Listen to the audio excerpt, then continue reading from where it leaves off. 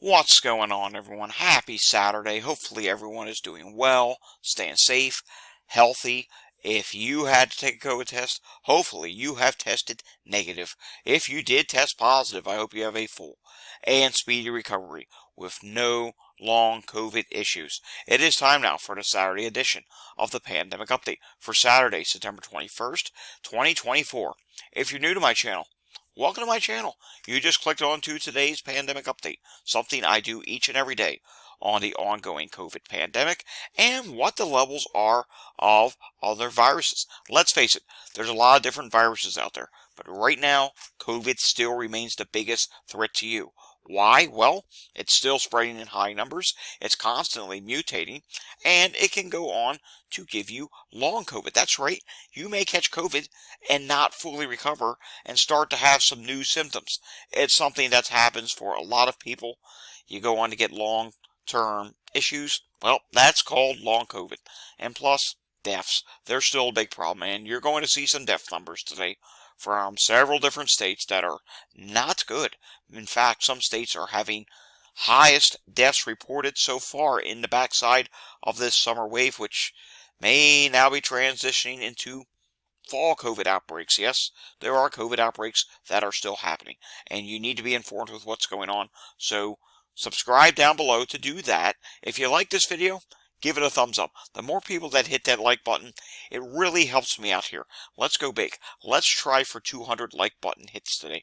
We have not hit that in a while, and I think it's time we hit that again. We need as many people as possible to stay informed with what's going on. So do that, share this video with anyone you know, hit the notification bell to be notified, and of course leave your comments down below.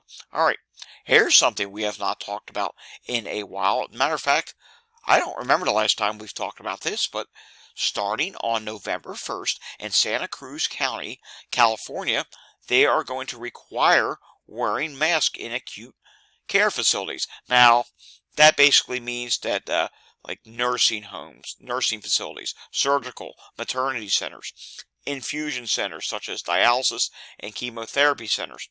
Those are places where you're going to be required to wear a mask again out in Santa Cruz, California, and they do state these respiratory viruses can lead to severe illness, especially among certain groups such as infants, older adults, pregnant women, and those with weakened immune system. Now, you're probably wondering as much as I am, why are they waiting until November 1st? Why not start it on October 1st? Why not just start it now? But hey, at least they are going to do it, and this is something that really needs to be done, not just there. Masking in healthcare is something that should just be common throughout the entire United States and really all around the world. High quality N95 or better mask. You know, these things right here. You just need to be doing it in healthcare. Alrighty, moving on now to a weekly update from Italy. This data being posted by Antonio Caramia on Twitter, well now known as X. And we can see here, for this week, he starts off with deaths, and it looks like they added another 93 deaths. Then we come down to weekly COVID update. This is new cases. And taking a look here, it looks like there's 8,490 new cases were added. It says patients in the ICU. That is at, let's see here, 54 this week. And it says weekly patients in the hospital, 1,777. And the positivity rate continued to fall. It slowed a little bit, but it does continue to fall at this time and is at 10.4%. And the case fatality rate at this time is at 1.1%. And it says here, new test for COVID. Wow, this is a high. I'm surprised they still do this many tests. Over 81,586 tests. So there is your weekly update for Italy. So good to see that numbers at this point are not rising right now in Italy. They are still, however, take a look at this. You can see the number of deaths this year. They still do see quite a bit of deaths. At one point back in August, they had a week that was at 135 deaths. All right. Remember, there was that Missouri case of bird flu. Well, it turns out another healthcare worker who's tied to the Missouri flu case had respiratory symptoms. However, and we are always so bad just at what we do here. in the United States when it comes to these situations. The person was never tested. So in other words, the person had already recovered when they found out. And at that point, it's too late to test, so we don't know. Did that person actually have H5N1? If so, was there human-to-human transmission? It's something that leaves us with questions, and unfortunately, I don't know if we're going to get answers. Will they be able to do antibody testing? I honestly do not know, but yeah, it looks like there was another person that fell ill in relation to that Missouri bird flu case. Of course, I'll continue to keep an eye on this one. All right, moving on now to something that was posted on my site. This is by moderator Steve. I had already found an article in relation to this, but then I saw he posted it. I said, you know what? Let's go with this thing. And this has to do with Australia and the number of people on sick leave. And wait till you see this. It's not good numbers. He put summary. Australians use sick leave 38% more this August than during pre-COVID times and 14% more than past August. The sick leave reasons were for various elements, including flu, colds, RSV, pneumonia, COVID-19. It is important to remember that the seasons in the southern hemisphere are reversed. In other words, when we deal with summer up here in the northern hemisphere, they're dealing with winter. And it says here, with Australia experiencing their winter when the northern hemisphere experiences their summer, and vice versa. So, yeah, there's a lot of people, more and more people are using sick leave, and I would like to see the United States, the UK, a whole bunch of different places. Would it be the same? How about Canada? I don't know. This is not good to see. All right. Speaking of the UK, we do have something from the UK today. Yes, it's one of those busy Saturdays, so bear with me here. We have a lot to get through yet. 75 people aboard P&O cruise ship sick in gastrointestinal illness, and it looks like this ship was heading from in Southampton, England, to the U.S. and Canada, departed on September 3rd. It's one of those month-long cruises, and already 70 people are sick. Yeah, I mean, I don't get it. Why spend so much money when there's a high chance that you could get sick on a cruise? You could not pay me to go on a cruise right now. And by the way, there are 1,959 passengers. We'll have to see if this continues to spread to more people. We've seen this in the past, where it starts off small and then becomes hundreds of people getting sick. And finally, in sports today, well, this is the first time you're going to hear about sports. You're going to hear about it again. Finally, in the sports report for today, St. Francis High cancels varsity football game due to illness among players. And I do believe this is in, yes, Buffalo, New York. So Saturday afternoon's varsity football game at St. Francis High School has been canceled for today due to illness, which does include some cases of COVID-19. Heat-related illnesses, still some counties with that in the United States, continues to be a problem. That will slowly come down, but I don't think it will ever fully come down. And probably within the next month, we'll stop reporting on that. A national allergy map today shows 38% of the country is in medium status, and there is some red.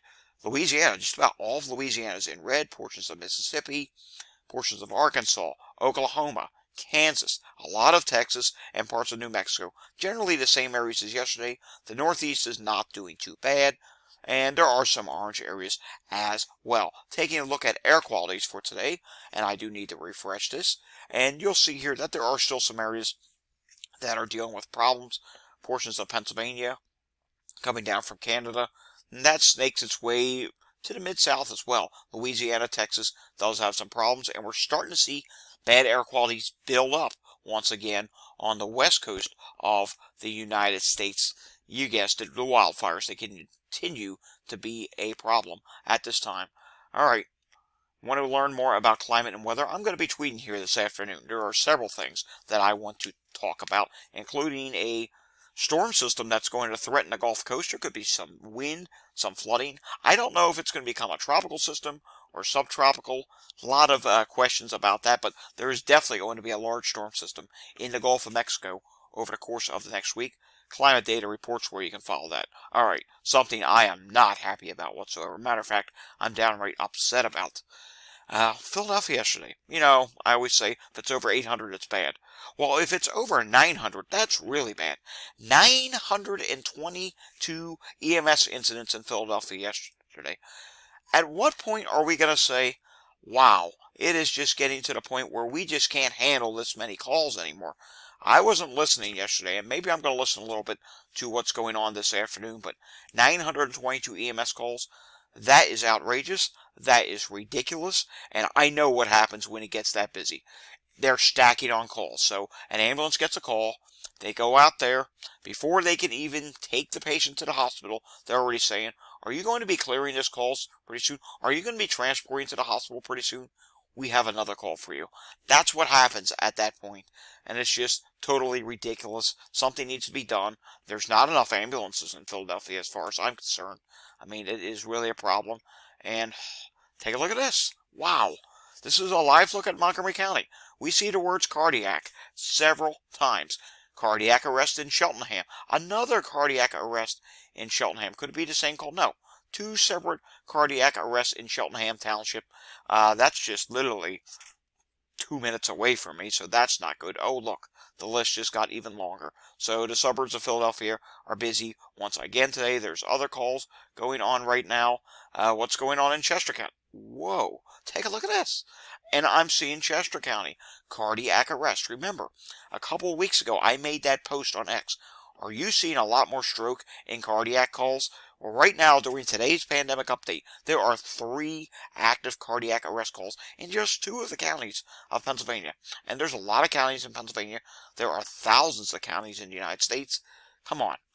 I think it's time health officials wake up and say, wait a second here. We're seeing a lot more severe calls than we used to see before COVID came around. Yeah, it was a thing before COVID, but I don't think the volume of calls that we're seeing now was ever this high. I mean, look at this. Unresponsive person. Falls.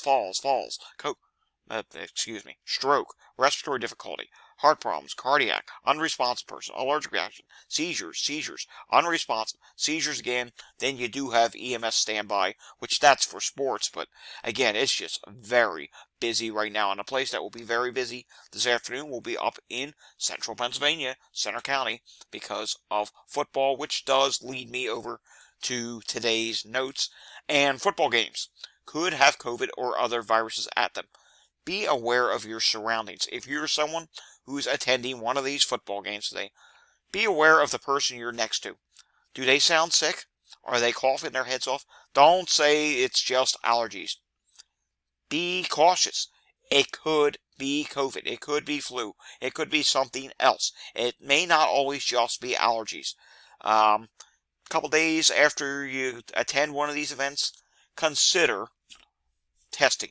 Consider taking a COVID test, because you just don't know. That person next to you could have been carrying COVID, and you may start to shed symptoms as far out as 5 to 7 days later. So please be cautious. Alrighty, let's take a look at some data provided by CJS 83172. Florida, 721 new cases and 34 new deaths reported yesterday, and for the week they had, wow, 7,065 cases and 262 deaths reported over the past 7 days.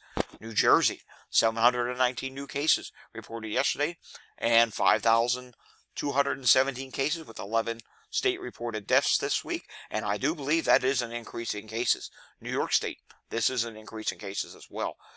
2,364 new cases reported yesterday, 13,390 cases, and 67 new deaths reported this week.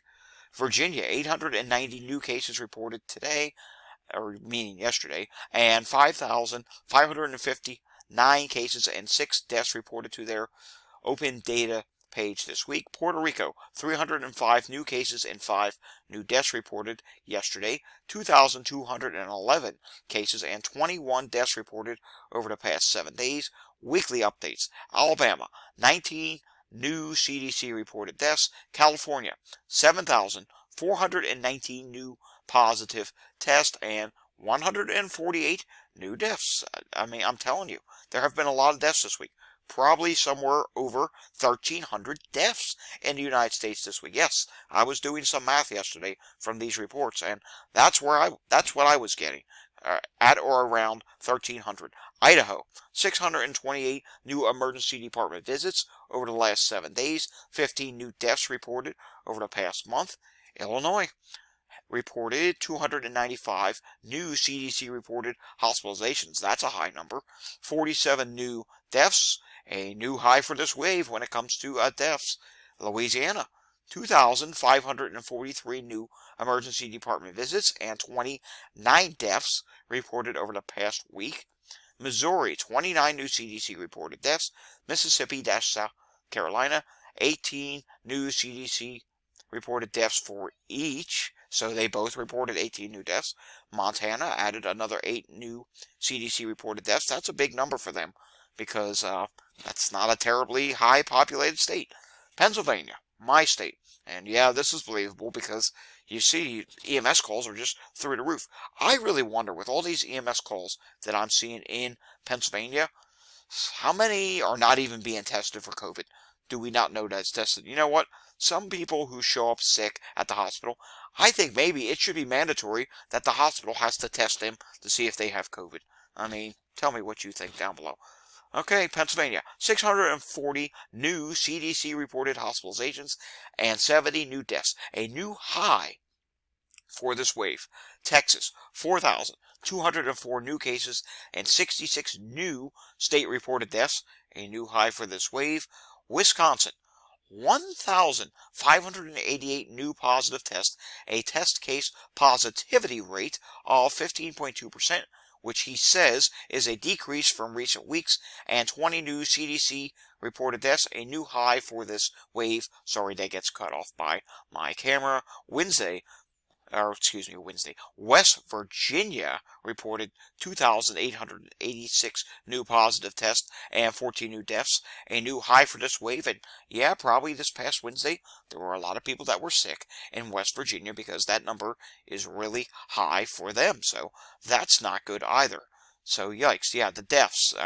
We're seeing a lot of states with new highs. All right, moving on here. Speaking of that, epidemic status is growing once again in New Jersey. It's likely growing in Massachusetts and likely growing in Washington. There's a lot of states that are stable or uncertain, and it is likely declining or declining in several states. All right, let's take a look at those emergency department visits. We're going to go through this rather quickly because this video is going long today. We're likely going over 20 minutes here. Percentage of emergency department visits with diagnosed COVID-19 in the United States, all ages, all regions. And I did read someone tweet the other day that emergency departments are required still to report if someone is, showing up diagnosed with COVID-19. So that is a good thing. Nationally, we are dropping at this time. And dropping below 2%, that's good. Alabama is significantly dropping. Alaska is dropping. Arizona, Arkansas, California, all dropping at this time. Colorado continues to drop at this time. Connecticut is dropping. Delaware is dropping. District of Columbia, Washington, D.C., dropping. Florida and Georgia continue to drop. Georgia is really dropping at this time. Guam continues to drop. Hawaii is dropping. Idaho, what's going on with you? You looked like you were still rising. Maybe you're dropping now. We'll have to wait and see what happens. Illinois is finally dropping. Indiana is dropping. Iowa is dropping. Kansas is dropping at this time. Kentucky, Louisiana, and Maine are dropping at this time. Though with Maine, you're still bouncing around a little bit. Maryland is starting to drop. Massachusetts is dropping, but we'll have to see if that continues because, as noted, your cases did go up this week. Michigan, maybe some signs here you're going to be starting to drop now. Mississippi is dropping. Montana is still bouncing around, so we can't say you're definitely dropping yet. Nebraska is starting to drop. Nevada is dropping, but New Hampshire was starting to drop. A little bump upward once again. New Jersey is dropping this week. New Mexico is dropping. New York State is dropping, but we'll have to see how long that lasts because we know New York State, the number of cases had gone up this week. North Carolina is dropping. North Dakota was rising. Now you're just slowly dropping. and Ohio is starting to drop. Oregon is, you're bouncing around off the top. Pennsylvania, bouncing off the top, maybe even rising a little bit once again. And Rhode Island is starting to drop. South Carolina is dropping. South Dakota still rising. Maybe will drop soon. Tennessee is dropping at this time. Texas is starting to drop. Utah is starting to show signs that they're going to peak and drop. Vermont is starting to drop. Virginia is dropping. Washington, it's just being very stubborn here. I mean, every time it tries to drop, it rises a little bit. Now it's trying to drop again. West Virginia, wow, you are over 4%. That's really bad. I hope this number starts to drop soon. Wisconsin is starting to drop, and Wyoming is starting to drop at this time. New Jersey, we do usually look at New Jersey, but so few hospitals reported today, just 35 out of 70, so that's really all I can tell you for that. Alrighty, folks, this has been a really long pandemic update today. We covered a lot. There was a lot of news. There was a lot of data. I mean, yeah, nationally, COVID is dropping in the United States, but there are places here and there that are just doing bad, and of course, deaths at this point, they haven't started their drop yet. The death wave is still very much ongoing. And we have this mixed picture in the Northeast. We have all this other virus stuff that's going on. Yeah, it's really, it's not safe. It's why you need to continue to mask. It's why you need to continue to test for COVID, because levels are really high. And, in just a couple weeks, we're going to be talking about RSV, flu, and all those other things. We'll look at that in wastewater tomorrow, and you'll see in some areas it is starting its seasonal rise. Of course, COVID has no season, which is why my pandemic updates are all year round. We'll have another update again tomorrow. If you enjoyed this really long update today, give it a thumbs up, subscribe down below, hit that notification bell, share this video with anyone you know, and leave your comments down below. I'm sure there will be comments today. Alright, thanks for watching. I'll see you all again next time. Until I see you again next time, stay safe, everyone, and have a fantastic Saturday afternoon. Thanks for watching.